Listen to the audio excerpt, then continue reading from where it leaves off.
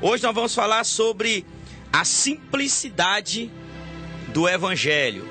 Vamos ler um texto que está registrado no Evangelho de Lucas, capítulo 1. Evangelho de Lucas, capítulo 1. Existiu no tempo de Herodes, rei da Judéia, um sacerdote chamado Zacarias, da ordem de Abias, cuja mulher era da filhas de Arão.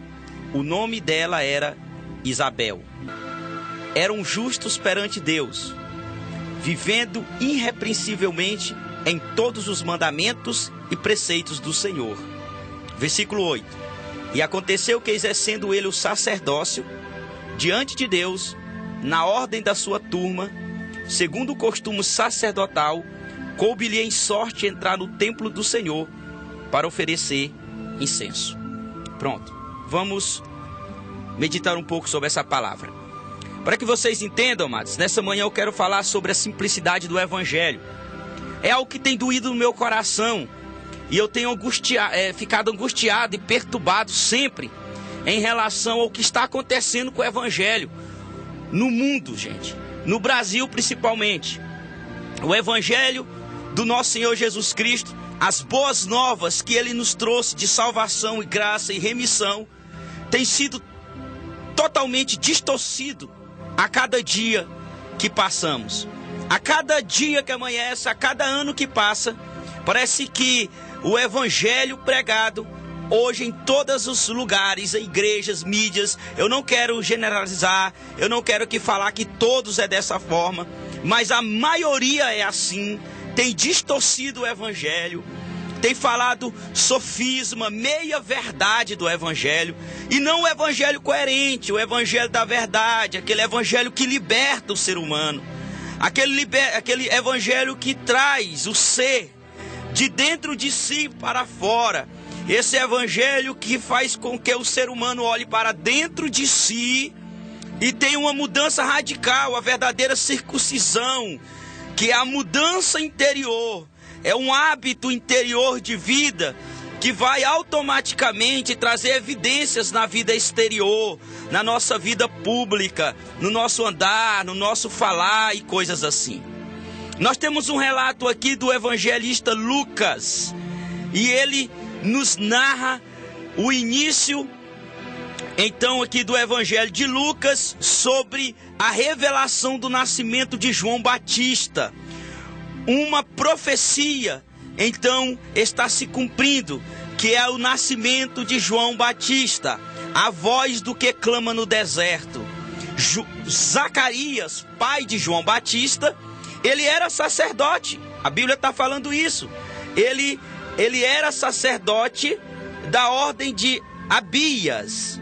Então, naquele ano, ele estava exercendo o seu sacerdócio e, por sorte, caiu o nome dele e ele então foi oferecer sacrifícios de incenso a Deus ali no templo. Então, o anjo do Senhor anunciou a João Batista que ele teria um filho, a Zacarias, que ele teria um filho e colocaria o nome de João.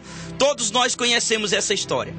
Agora, amados, o que eu queria passar nessa manhã é algo muito importante, que seja de aprendizado para a sua vida. Abra sua mente agora, toda estrutura de religiosidade caia por terra em nome de Jesus.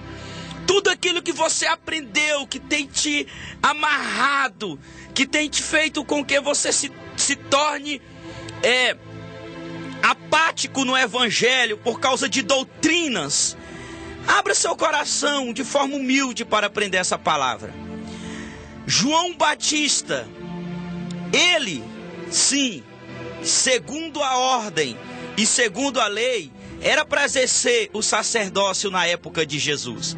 Não Caifás e Anás. Quem eram os sacerdotes na época de Jesus que condenou Jesus à crucificação e incitaram Herodes a condenar Jesus à crucificação, que era Anás e Caifás, que eram os sumos sacerdotes. Para quem não sabe quem é o sumo sacerdote ou os sacerdotes, trazendo hoje na atualidade, no dia de hoje, são os pastores, os pregadores, aqueles que se dizem donos da verdade, que pregam o evangelho todos os dias, eles eram os sacerdotes, e hoje os sacerdotes são esses homens responsáveis pelo evangelho. Mas naquela época, segundo a lei, quem era para estar exercendo a função de sacerdote seria João Batista, e não Anás e Caifás. Caifás e Anás, se você está na história, eles foram colocados lá politicamente, por uma política, para favorecer um lado ou outro lado, para ter favores políticos. Agora, presta atenção, João Batista não escolheu o templo, não escolheu a igreja, não escolheu a magnitude das quatro paredes, não escolheu o poder que lhe era dado como sacerdote. João Batista não preferiu estar com as suas vestes sacerdotais, com urim, com purim. Ele abriu mão dessas coisas para exercer um verdadeiro sacerdócio. Em vez do templo, ele foi para o deserto. Em vez da circuncisão, ele batizou com água.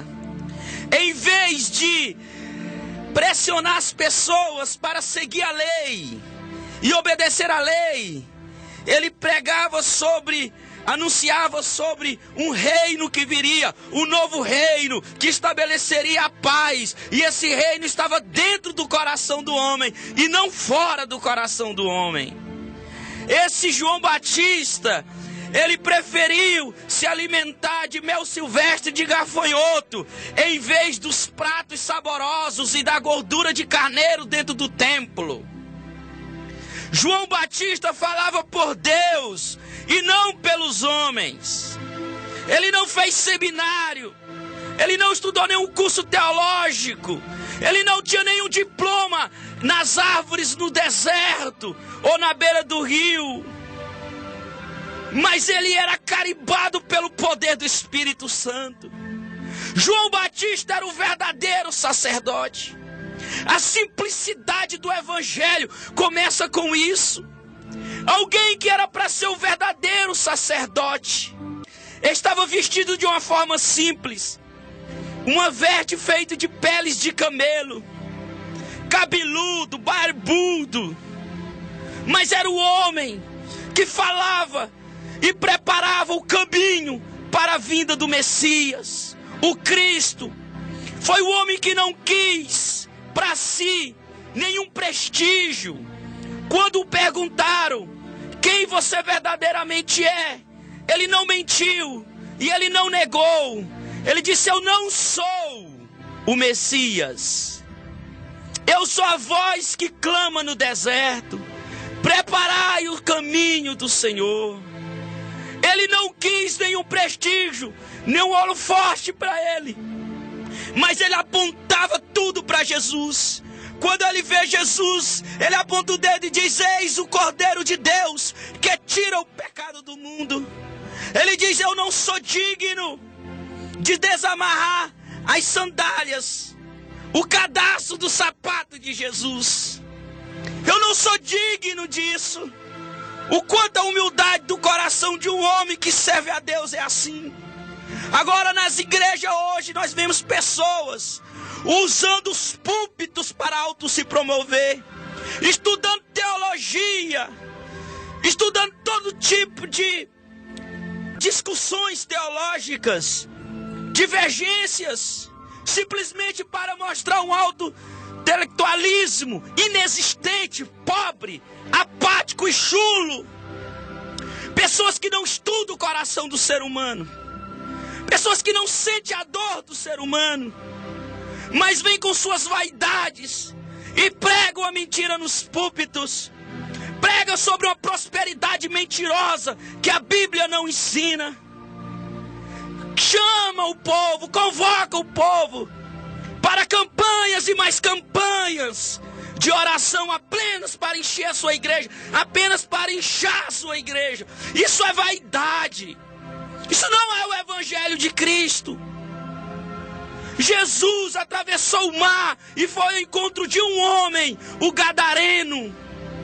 Ele tinha 6.000 demônios. E ali, ele restaurou a vida daquele homem. E ele se tornou um dos maiores evangelistas na Decápolis. 10 cidades circunvizinhas. Porque Jesus olha para o coração do homem e não para a multidão. Hoje as pessoas são valorizadas dentro da igreja pelo que tem e não pelo que é. Pastores têm medo de repreender uma ovelha da sua igreja, porque aquela ovelha tem um dízimo alto, e ele prefere ver o irmão no erro do que repreender o irmão, com medo daquele irmão sair e ir para outra igreja. Sacerdócio chulo e mentirosos. Jesus veio quebrar todos os enigmas, todos os paradigmas daquela época. Jesus escolheu a beira-mar. Escolheu falar com a samaritana meio ao poço. Um judeu falando com o samaritano. Entrou na casa de Simão, o homem rico, e recebeu uma prostituta com honraria. Um Jesus que se deixou ser sustentado por um grupo de mulheres que mantinham o ministério itinerante de Jesus com suas doações. Um Jesus que foi confrontado e confrontava. Um Jesus que veio com amor e não com palavras religiosas da lei. Um Jesus que não quis a cadeira principal do templo, mas ele preferiu o deserto. Estás a sós com Deus. Um Jesus que ele era tão simples, gente, tão simples, que um dos seus discípulos teve que o beijar na hora de o entregar para a polícia sacerdotal e para o Império Romano, porque Jesus era tão simples, tão igual aos outros discípulos, que eles nunca iriam perceber quem era o líder no meio deles. Jesus era igual na vestimenta, no andar dos seus discípulos. A única coisa que diferenciava Jesus dos seus discípulos era o seu coração íntegro, o seu coração junto, ligado 24 horas com o Pai. Um coração submisso à ordem do Espírito. A Bíblia diz: o Espírito conduziu Jesus ao deserto. O Espírito conduziu, o Espírito levou. Jesus era conduzido pelo Espírito. Um Jesus que pregou a mansidão. Em nenhum momento ele levantou um montim, uma rebelião. O Jesus que veio ao encontro dos leprosos, dos mancos, dos aleijados, das prostitutas. Se Jesus fosse viver numa sociedade que nós estamos vivendo hoje, você acha que Jesus pregaria nas nossas igrejas? Não! Não pregaria. Por quê? Porque Jesus não é religioso. Jesus não é religioso. Ele não pregaria porque ele não seria aceito pela igreja. Porque Jesus não ia usar um terno e uma gravata para pregar. Jesus não ia usar palavras teológicas. Ele ia vir na simplicidade do seu ser, pregando a mensagem na simplicidade. Observe as aves dos céus e as flores dos campos. Coisas simples que as pessoas entendiam. As parábolas de Jesus eram coisas simples. Um homem saiu a semear e semeou boa semente, mas veio o seu adversário e jogou joio no meio do trigo. Coisa que eles entendiam, gente. Israel vivia da agricultura, gente. Coisas simples, um evangelho simples. Ele disse: eu vim para remir Israel dos seus pecados. Um cobrador de impostos, que a igreja, o sinédrio daquele tempo tinha nojo deles, tinha raiva deles. Jesus vira para Zaqueu e fala: eu vou na sua casa, eu vou almoçar contigo, meu irmão. Os teus pecados não é uma circunstância para mim se separar de ti, mas é um motivo para mim ir até você, Zaqueu. E eu não sei o que aconteceu na casa de Zaqueu, mas eu sei que ao término daquele almoço houve uma verdadeira conversão. Zaqueu se levanta e diz: hoje, se eu extorquir alguém, eu vou devolver 4 vezes mais. Por quê? Por quê? Gente, porque o evangelho de Cristo é o evangelho da simplicidade, é o evangelho do amor, é o evangelho que vai ao encontro de você agora, que está cheio na sua mente, no seu coração. Você está se sentindo indigno, cheio de ave de rapina. São pensamentos mentirosos do diabo, que você não presta, que você não vive uma vida digna. Aí você veste uma capa de religiosidade, vai para a igreja parecendo um santo, Bíblia debaixo do braço, põe o CDzinho dentro da Bíblia, pede oportunidade. Se o pastor não dá, sai com raiva do pastor e da igreja. Senta no banco, e quando o irmão começa a louvar, no seu coração começa a julgar, dizendo consigo mesmo: eu canto melhor do que ele. Eu tenho mais unção do que aquele irmão. Pessoas que nunca se tratou da sua imundícia.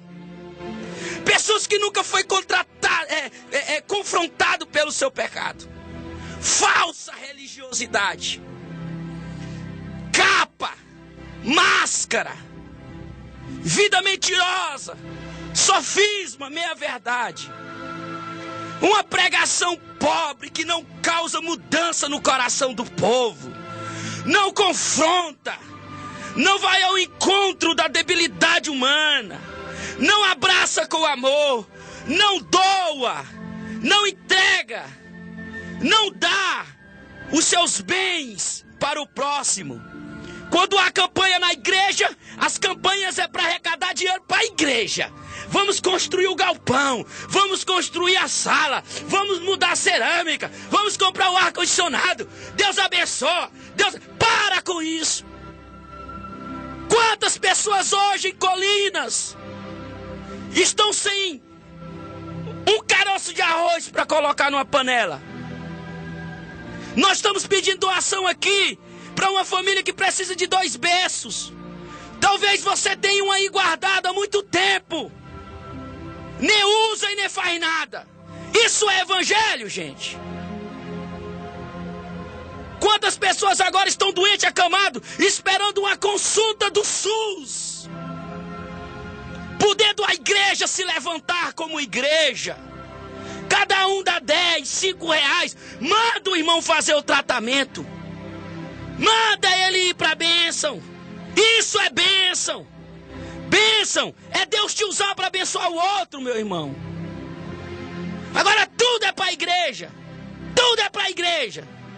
Vamos arrecadar para a igreja. Deus abençoa. Vai na fé que Deus te abençoa. Não faça isso, você não vai ser abençoado. Porque a igreja é o ser humano. A igreja é o nosso corpo. O templo do Espírito somos nós. Lógico, você vai doar para o lugar que você congrega, sim. Quem senta nas cadeiras lá todos os dias é você. Se tem ar-condicionado, quem usa o ar-condicionado? É Deus ou é você? É você. Então ajuda a pagar a energia. Ajuda a comprar uma cadeira melhor. Mas não caia nessa, que tudo é para a igreja. Tudo é para a igreja. Olha para o ser humano que está do seu lado. Olha para o seu próximo. Olhe para a sua vida. Tenha momentos de comunhão com Deus na sua casa. Deus está cansado, gente. Ele está cansado dessa falsa religiosidade. Deus quer corações íntegros.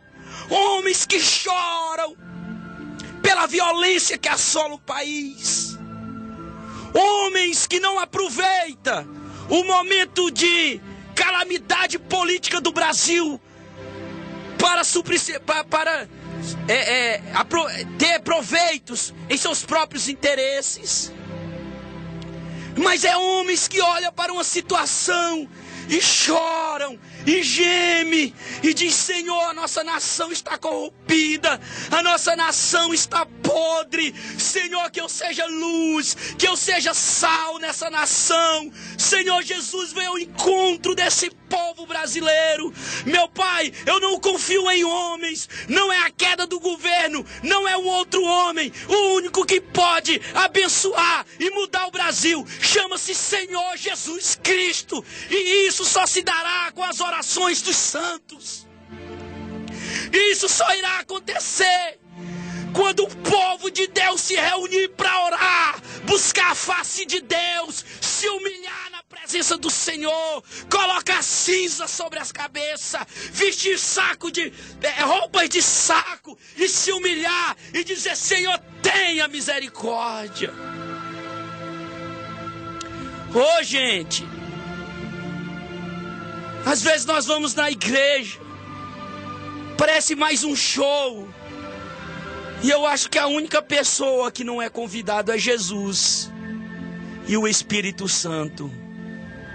E o pior é que todas as pessoas falam em nome de Deus, dizem: eis que o Senhor te fala nessa noite. Mentira, Deus não está falando nada. Ai desses profetas mentirosos, ai deles que não falam o que o Senhor não falou. Ai deles, o grande e terrível dia do Senhor está vindo. Ai deles que querem se promover usando o nome do Senhor.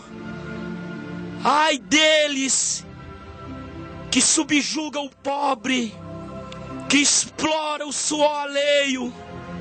Ai deles que dizem paz em tempo que não é paz. Ai deles que amedrontam o povo com a palavra de véu, quando Jesus vem com a palavra de amor, dizendo: vinde a mim todos vós que estáis cansados e sobrecarregados, e eu vos aliviarei. Em mim, em Jesus, terão descanso para vossas almas. Ah, meu filho, minha filha, você que me ouve nessa manhã, que pensa que serve a Deus porque está dentro de uma igreja, que pensa que serve a Deus porque canta no louvor, que pensa que serve a Deus porque é dizimista, que pensa que serve a Deus porque faz parte de algum ministério eclesiástico, que pensa que serve a Deus porque foi batizado nas águas. Oh, meu filho, servir a Deus é servir aquela pessoa que mais pisa no teu calo. Servir a Deus é amar aquela pessoa que mais te quer mal. A proporção do nosso amor para com Deus, ela está intimamente ligada ao nosso amor para com o próximo. Se hoje tem pessoas me ouvindo que não falam com outras pessoas, que estão com ressentimento, saiba de uma coisa: você não ama Jesus Cristo. O maior mandamento: amar a Deus sobre todas as coisas e o próximo como a ti mesmo. O amor a Deus está ligado ao amor ao próximo. Por isso Jesus foi simples nas suas respostas. Jesus foi sábio no seu andar. E Satanás tinha sim armas e ofertas para ele. Mas tudo que ele oferecia a Jesus, para Jesus não era nada, porque Jesus tinha um coração simples. Se hoje tem pessoas influentes na política sendo corrompidas e compradas, Jesus não se venderia, porque para ele a política não é importante. Para ele a fidelidade do Pai era mais importante. Por isso ele negou Satanás os reinos desse mundo e preferiu ir à cruz. Quando Pedro virou para Jesus e disse: não suba a Jerusalém, porque lá você vai ser morto. Jesus disse: arreda-te de mim, Satanás. Eu preciso ir, eu preciso morrer. Eu preciso morrer pelo Francisco, que vai pregar um dia a minha palavra. Ele tem que se converter.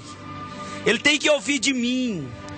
Eu tenho que morrer pelo Vanderlei, pela gentileza. Eu tenho que morrer pela Eliana, pela Maria,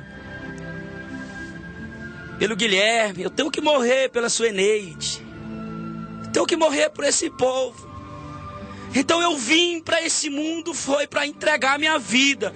Não foi para ganhar casa, carro, mansões e fazendas. Eu vim com o propósito de amar o ser humano.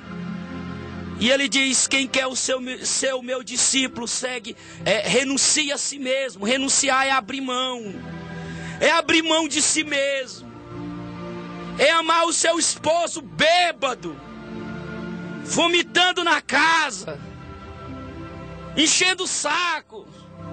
Você ama, cuida dele, dá um banho, faz um cafezinho forte, coloca ele na cama.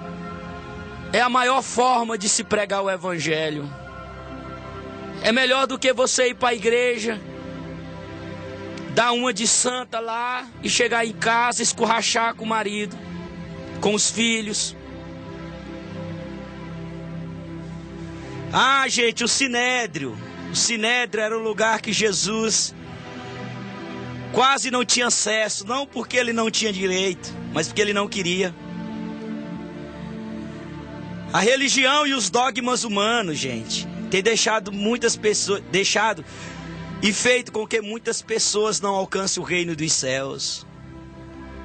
Perguntaram a Jesus sobre o reino, e ele respondeu simplesmente: o reino está dentro de vós. O reino está dentro do teu coração. Você é uma pérola preciosa para o reino. O reino está dentro de você. Sabe qual é a maior dificuldade hoje de se pregar o evangelho? É porque as pessoas que não são evangélicas, crentes, eles acham que só pode ter a Deus se se tornarem crentes, participar de uma denominação. E aí eles têm medo dos dogmas da igreja. A partir de hoje você não pode mais isso, não pode mais aquilo. Você não pode e não pode. Jesus nunca falou para ninguém o que não pode. Ele ensinou a verdadeira conversão que está dentro do coração do homem. E a mudança é natural, gente. Quando nós temos um relacionamento com o Espírito Santo e com Deus, quando nós lemos a Bíblia, quando nós buscamos a unção do Espírito Santo, quando nós confessamos os nossos pecados todos os dias, quando nós pedimos luz a Deus em relação a tudo que nós vamos fazer na vida, há uma mudança interior dentro de nós. Essa mudança chama-se regeneração, é o ato do Espírito Santo regenerar. Automaticamente você vai querer desejar ir a uma igreja, louvar o Senhor, participar de um grupo que tem a mesma visão. Mas isso é naturalmente. Isso não é do dia para a noite. Olhem para a cruz. Foi nela que Jesus se entregou. Veja o sepulcro, está aberto, está vazio, não tem ossos.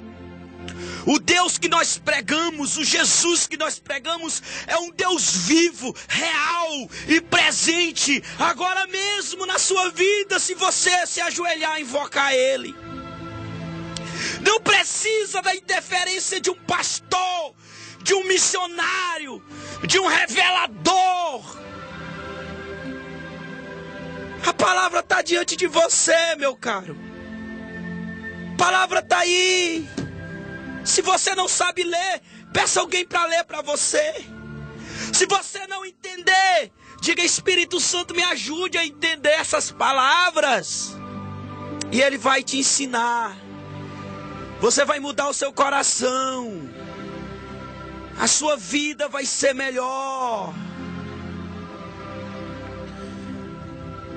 O evangelho da simplicidade, ele traz uma proposta para que todos aqueles que são seguidores de Jesus abram mão de tudo aquilo que Jesus considera fútil. E o que Jesus considera fútil? Holofortes, aplausos, plataformas, microfones, elogios. Olha, homem de Deus. Olha, prega a palavra demais. Olha, tem poder para curar. Isso Jesus não queria. Quando ele curava, ele dizia: vai, não conte a ninguém. Mesmo assim, a sua fama se espalhava, sem ele querer. Nasceu em um lugar simples.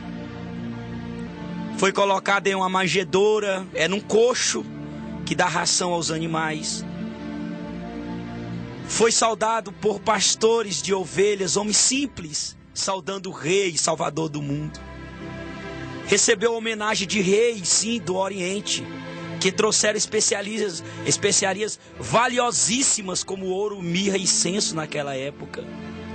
Um rei digno de adoração tanto dos ricos como dos pobres. Ele deixou a classe sacerdotal doida. Como que o Messias, o Salvador do mundo, vai nascer em Belém de Efrata, uma cidade desprezível? Como que esse rei se refugia no Egito por 2 anos? Como que esse menino rei, o Messias esperado pela Escritura Sagrada, anunciado pelos profetas, ante a fundação do mundo, está cortando madeira, fazendo serviço de carpintaria? Como que esse Jesus se torna Galileu? Como que esse Jesus vai à beira da praia e senta num barco e fala palavras que nunca se ouviram na terra, com uma simplicidade enorme? Como que esse Jesus vai ao encontro de um leproso, enquanto todos tinham medo da lepra, de serem infectados? Jesus vai ao encontro e abraça o leproso, cura o leproso e leva a sua doença para si. Ah, esse Jesus que multiplica o pão para uma sociedade, para um grupo de pessoas famintas. Esse Jesus que tem compaixão da viúva de Naim.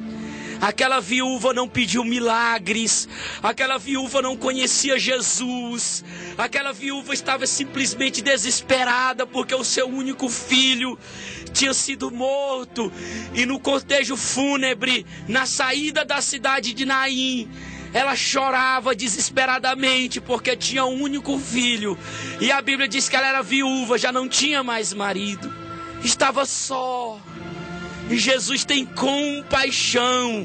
Compaixão quer dizer sentir a dor do outro.